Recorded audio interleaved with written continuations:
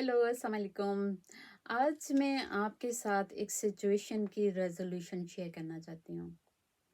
वो सिचुएशन ऐसी है जो हम सब की ज़िंदगी में टाइम टू टाइम आती है और हम अपने दोस्तों के साथ शेयर करते हुए कभी तो हम हँस के कहते हैं काश मेरे पास उस वक़्त इस बात का जवाब होता। और कभी हम बड़े हार्ट ब्रोकन, लो स्पिरिटेड, बड़े डिस्टेस्टफुल सा एक एक याद जो है हमारे पास रह जाती है और हम कहते हैं कि मुझे बहुत अरसे के बाद मेरे ज़हन में इस चीज़ का जवाब आया।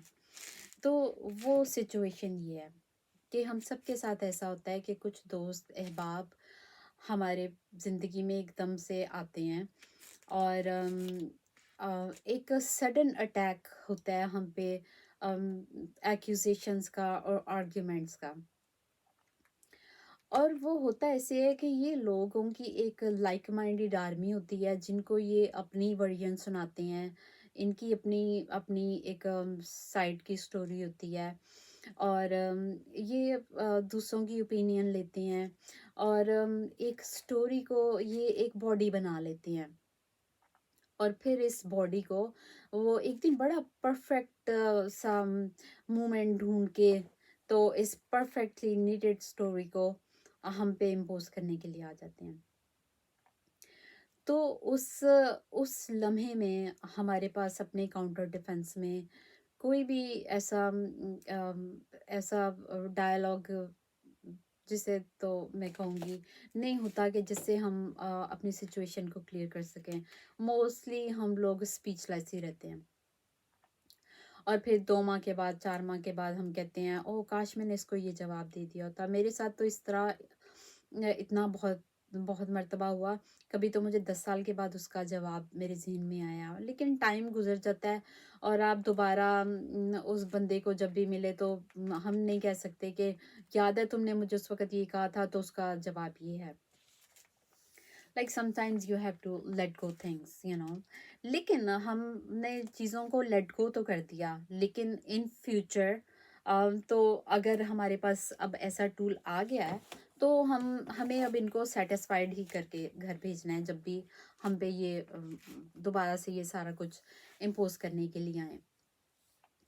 तो जो मेरे पास इसका टूल आया है जो मैं इसको टूल ही बोलूँगी, तो वो सुनने से पहले आप अपने कंधे सीधे करें, डीप ब्रेथ लें और वो ऐसे है कि जिस दिन ये आपकी ज़िंदगी में दोबारा आ जाएँ, आप इनकी पूरी बात सुनें।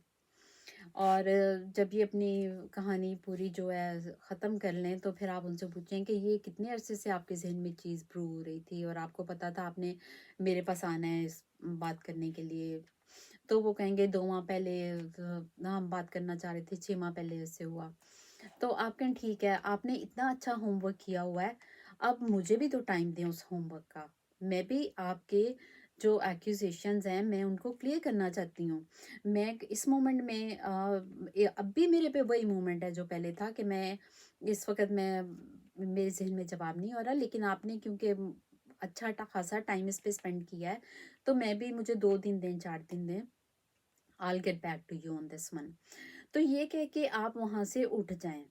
आपने इनको उठने को नहीं बोलना है।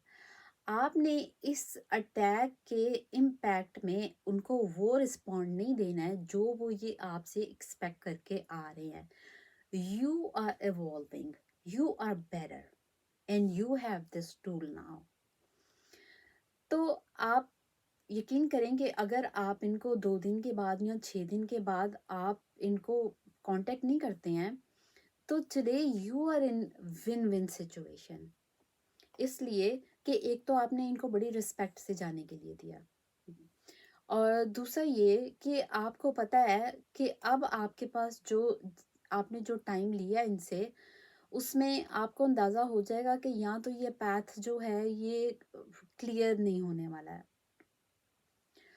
और इससे और अगर आप अपना पाथ इनसे जुदा करना चाहते ही हैं तो now again it's a better moment for you कि आप इनसे अब कांटेक्ट नहीं करें। That's it.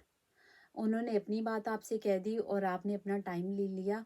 यकीन करें they will be waiting to hear from you all the time.